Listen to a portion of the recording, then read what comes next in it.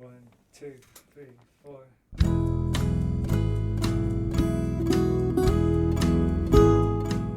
Hello, you're listening to the Skylight Books podcast series. We are a general interest independent bookstore located in the Los Feliz neighborhood of Los Angeles, California.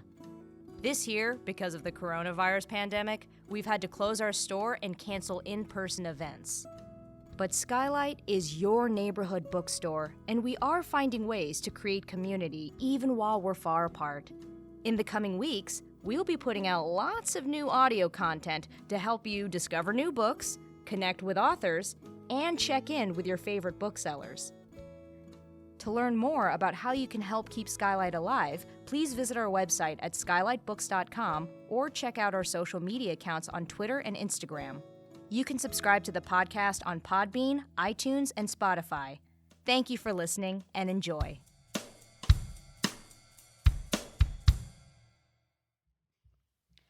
Hi, I am Janelle Brown, and I am the author of Pretty Things.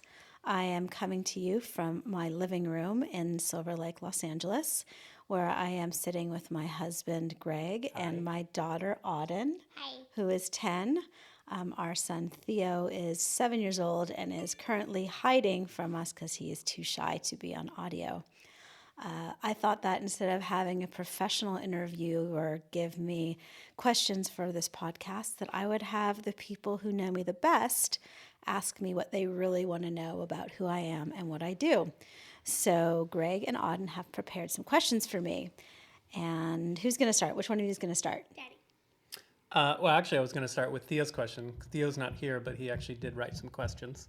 So the first question comes from Theo, and he said, why did you want to be a novelist? Why do I want to be a novelist? I've wanted to be a novelist since I was so young that I can barely even remember ever deciding to be a novelist.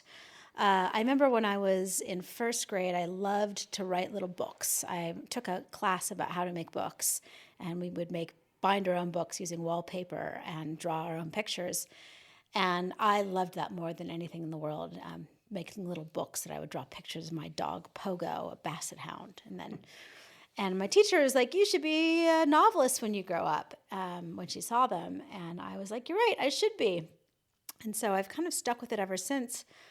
But, books are one of the things I love the most in the world. And wanting to be a novelist, I think, is a lot about wanting to give the world the same kind of pleasure that I get when I read a book.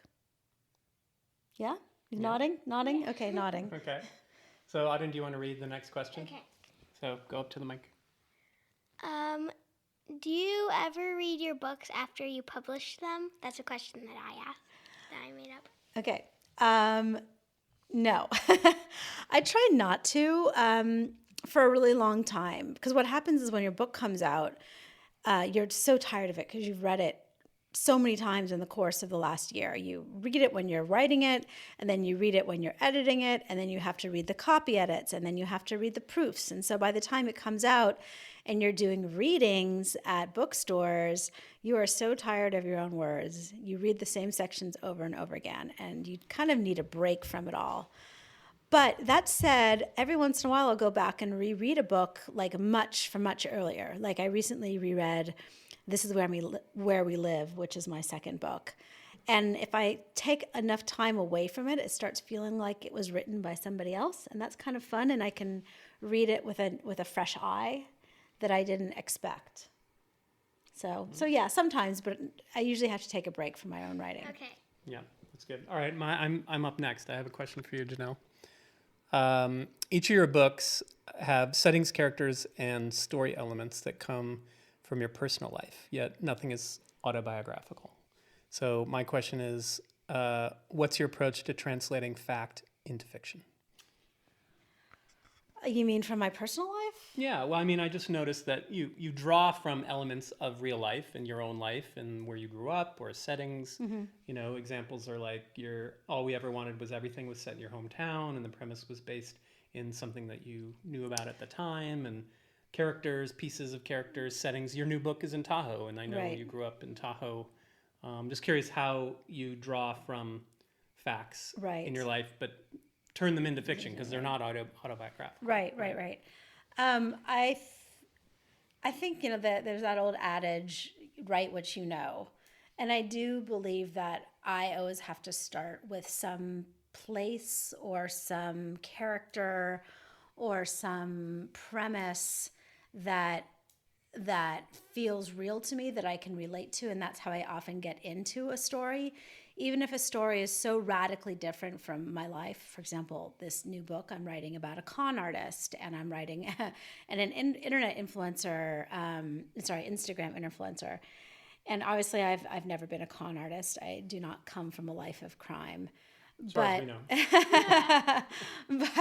but my way into that was Lake Tahoe, in a place that I've spent a lot of time.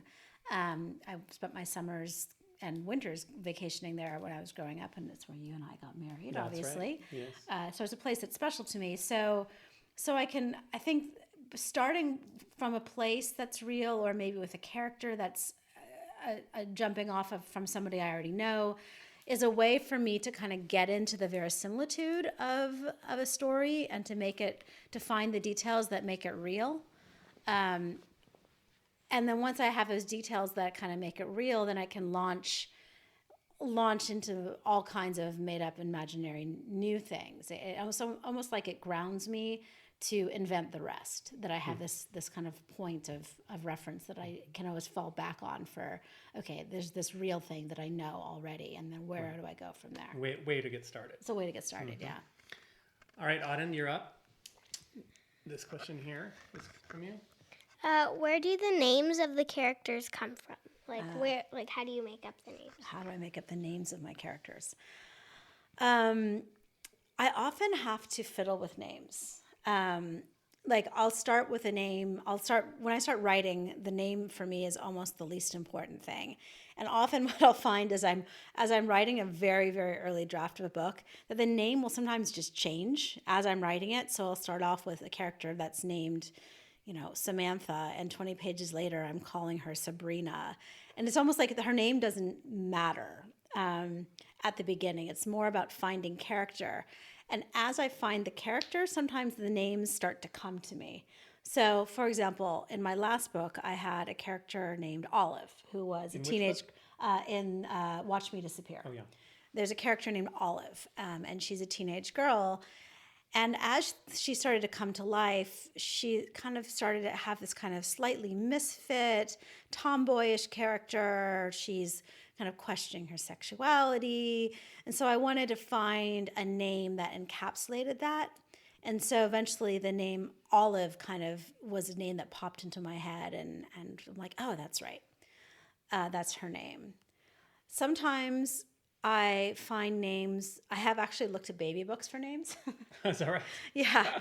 Like when I'm trying to find the name of a character and I kind of know what I want it to be like, but maybe it's not quite the right name, those kind of baby name finder online, they'll recommend names and you can kind of click through names and it recommends more names. And I've found names that way.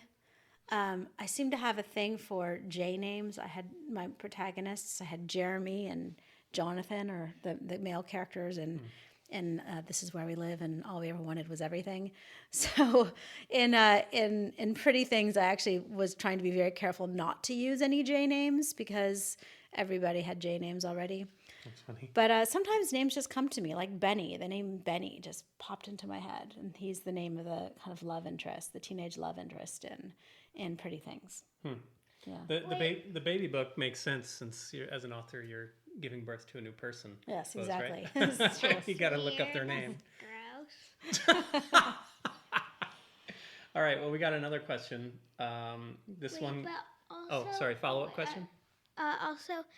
What was Olive's original name? I don't remember. Oh, okay. I honestly can't remember. I go through so many iterations. I could probably dig up early drafts and find it, but I don't remember now. All right. This one's in from Theo, who is still upstairs, but he wrote this morning. How do you think of the titles of your books? That's kind of similar to how I find the names of the characters. I have changed every title of every book I've ever written. I always start off with one title and then I end up with another. Part of that is because my agent or editor will be, your first title doesn't really work. We need to come up with better. Yeah, Pretty Things, the name title Pretty Things was a really long, drawn out process. It used to be called, the first title I had for Pretty Things was actually Born Monsters. That's right. When we were in France, we were helping you pick out names. That's right. You remember I was coming with lists and lists and lists and lists because my editor didn't really like the title that I come up with. So I'll look through the book. I'll look for phrases in the book that maybe jump out as me as something that I could use for the title. Pretty Things is a phrase that comes up in the book a couple of times.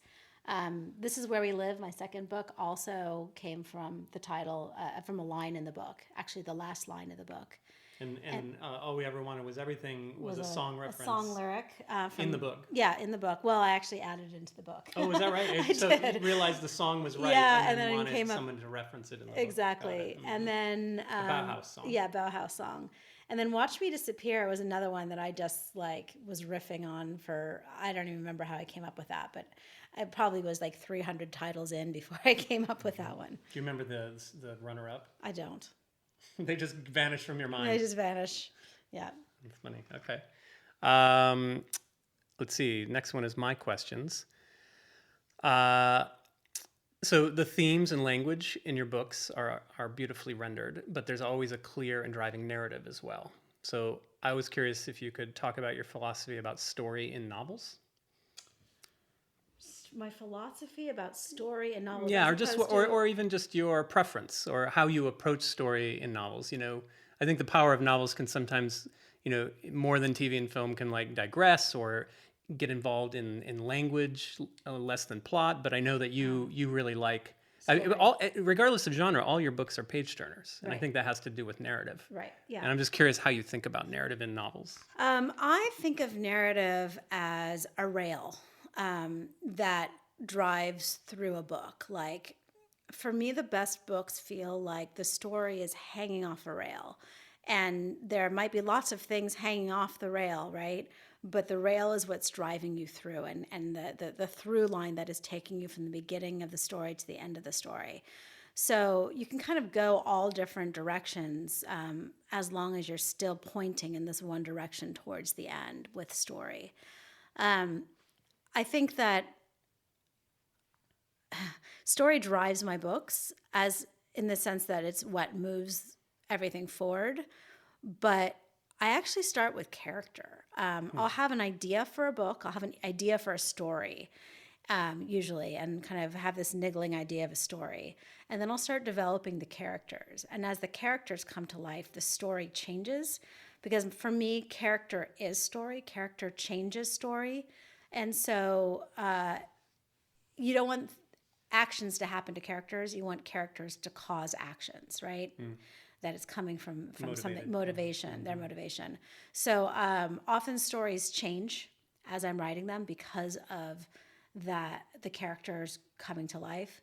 But I always kind of have this clear vision that there needs to be the rail that all the story is kind of hanging on to make it cohere and come together. That's great. Auden? Yes? Are you ready for your next question? Yeah. Okay, here we go. So that's this one here. When did you start writing your first book, and how long did it take you? Okay, my first book, All I Ever Wanted Was Everything, I started writing in 2004, I think, 2005. And it took me about 4 years to write it. I was working as a freelance journalist and doing a lot of writing for the New York Times and Vogue magazine, and working on a book in kind of part-time, and taking a lot of workshops. And I did some novel writing courses at UC Extensions, and revised many drafts, and then sent it to an agent and sold it. But it took me about 4 years, and I guess it was in my early 30s at that point, late 20s, early 30s. Yep. Auden, did you have a follow-up question?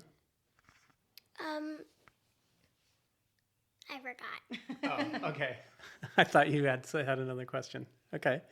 Oh wait, no, oh, it okay. came back to me. This isn't really related to the question I just asked, but will you consider writing a children's book? I've thought about it. I actually have an idea for one. I think you know what I'm talking about because we've talked about it Oh, yeah. together. I have an idea, but I kind of need to get my next grown-up book done first.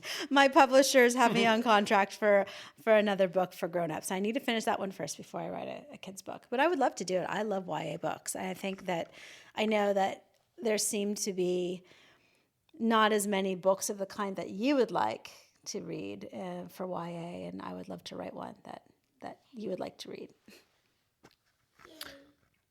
Yay. Yeah. All right. I have another question for you. You've now written 4 books, and each are very different in setting, story, and even genre, right? So how do you see them connected by any voice or style or thematic interest? Do you have enough kind of view on these 4 books to see any connections? Commonality or interests that connect them. Yeah, I mean, obviously my first 2 books were more kind of, my agent calls them Jonathan Franzen-esque. They were like satirical social satire or domestic dramas. And then the last 2 books have been more, in the literary suspense genre. And so, they're all page turners. And I think that's kind of what I do best is write books that have a lot of action, a lot of twists and turns. And no matter whether it's like a crime or it's like a, domestic dispute, there's a lot of action in my book. So there is that kind of story commonality. But I also think there's a lot of thematic commonality between the books. All of my books, I think, are drawn through a couple ideas. One is the idea of who we think we are and how we present ourselves to the world versus how the world sees us. So who you want people to be versus who they really are. So kind of presentation and image is a common theme. There's a lot of theme about family and the relationships between mothers and daughters, kind of inheritance and the ideas of like what we take from our parents, whether we realize or not, both in terms of the things that we inherit from them physically, but also the ways of looking at the world that we learn from them. Yeah.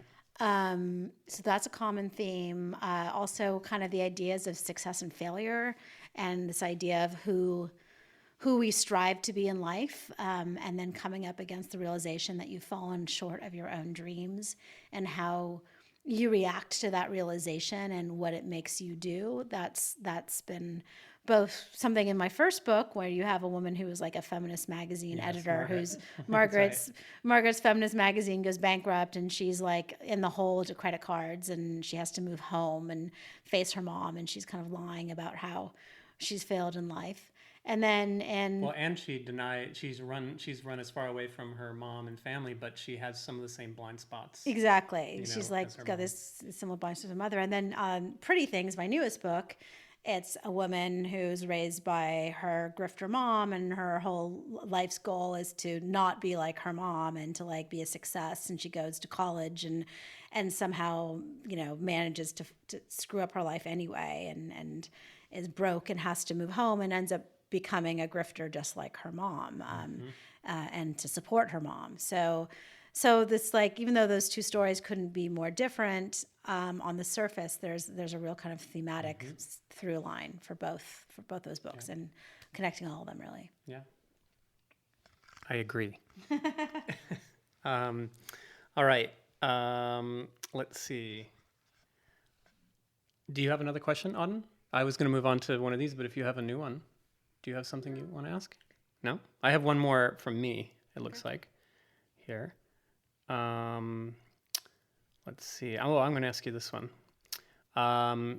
You've adapted a number of your books into screenplays for film or television. And I was just curious, what are some of the similarities and probably more importantly differences between writing for a book and writing for the screen that you've encountered? I know you're fairly new to writing for screen. You've lived in the book. What has struck you about the similarities and differences? The thing that's really interesting about adapting a story for screen is how much of it you just leave out. It's about paring your book down to the most essential pieces, if that makes sense. Mm-hmm. Like you're kind of cutting out all the fat, keeping the characters and the themes, but like distilling the dialogue to the most essential dialogue, and then also like finding ways to tell the story in a more visual or through dialogue than you can't describe, right? Things you can't describe. Action is instead of description. So, and it's really fun. It's actually a really interesting process for me to like tear my book apart and kind of reimagine it as a screenplay, because it helps me see kind of the essential parts of the book, the kind of like almost like what the book is when you distill it down. You see it at its most essentialist nature, and it's kind of a fun process. It means killing your darlings more than ever, but I've been getting better and better at doing that. Yeah, you can in a screenplay you can only describe what you see and hear. You can't go inside people's heads. I guess stylistically you can, but the best cinema kind of is only what you can see and hear. Yeah. Sorry, what were you going to say? I think maybe we have time for one more question. Okay, so you're moderating your own Q&A. Okay, that's on character. Okay. All right, last question. Auden, would you like to ask the last question? Okay. Why don't you ask number 13 here, the last one. It is an honor. Is it? I think Pretty Things has been released during the pandemic. What do you see as the positives and negatives of a book coming out while people are in quarantine? Yes. I mean, it's certainly an interesting time to have a book come out. I know that I'll start with kind of what I've been feeling as a reader during this time. I have been buying books like crazy. I've probably been buying more books now than I've ever bought in my life, which is saying a lot. I mean, I read a lot, but often I check out books from the library too, and now I'm just buying them all. So because the library is closed, and also because I want to support bookstores, I've been buying books from Skylight Books. I've been buying books from authors that I really want to support. So it's a way of supporting the whole publishing industry right now. But a lot of the books that have been coming have been really hard for me to read, and because it's hard to focus for me right now, I feel like there's so much distraction that I'm often picking up a book that I'm like, oh, objectively, I can see that this is a fantastic book. I mean, I was just reading this book called The Topeka School, which won all kinds of awards, and everyone said was one of the best books of the year, and I totally could see it as I was reading it. And yet I was having a hard time focusing on the writing because it's not a heavily plot-oriented book. And so what's happened is that I've gotten a whole second wave of books that have come that are more thrillers and suspense and really plot-based books. And those are the ones that are proving to be fun to read. So as a reader, I feel like I am gravitating towards really plot-based books. And so for me as a writer, someone who's writing those kinds of books, it's been kind of fun to realize that I've written the kind of book that people want to be reading right now. And thank God. Mm-hmm. So that is the upside. I think people need story right now. They need story they can get lost in. I think books are more essential than ever to keep us entertained when we're all locked in and at home during a pandemic. The challenge for me as an author has been I'm stuck at home. I can't go on a book tour. I can't go to bookstores and meet readers. It's really sad to see how this is affecting bookstores, independent bookstores, because they're closed. And so for me, the really devastating part of all this has been the impact on the bookstores and this feeling that there's readers that are just impossible to reach right now, or to find or who don't know how to find new books because they can't walk into a bookstore and just see what's new. Browse the front Browse table. the front table, exactly. Or what the recommended staff picks are. Staff picks, exactly. I love going into a bookstore and seeing the staff picks. Like that's how I buy half of my books. Is what the bookstore sellers recommend, and I feel like that is just gone. And for me, that kind of breaks my heart. So. But I hope people are reading right now and getting lost in books, and hopefully that's something as an author that I can help with. So that's great. All right. Well, I think that's all the time we have. Is that right? our allotted 20 minutes. Okay. Thank you guys for your questions. Yeah. And your silly faces that you're making at me that you can't see on the That's right. on the radio. All right. Thanks so much, and I hope to see everybody on the other side of this at Skylight Books. Yay. Bye.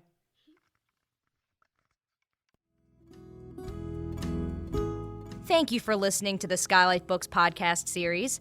Please don't forget to visit our website at skylightbooks.com and make sure to follow us on Twitter and Instagram. Also, don't forget to subscribe to this podcast for more author talks and bookseller conversations. You can find us on Podbean, iTunes, and Spotify. Stay safe and healthy, and we hope to see you back in our store soon.